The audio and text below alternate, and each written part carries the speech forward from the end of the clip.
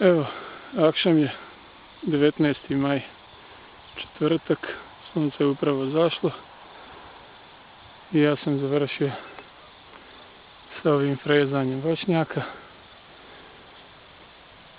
Za danas je dosta i evo, malo sad se vidi razlika u odnosu na ono što sam došao, tako da je ovaj redni pojas s lijeve i s desne strane isfrezan.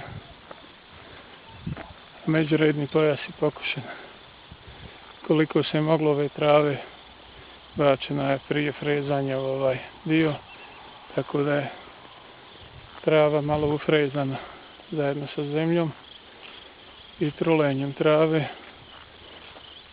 Stvarat će se i gnojivo za voćke, tako da na sve načine nastojim da promijenim sastav tla, da ga obogatim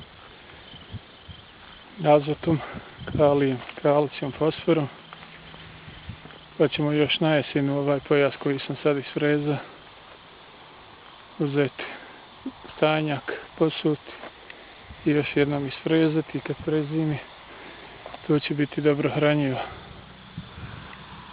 za proljeće iduće godine, ako Bog da.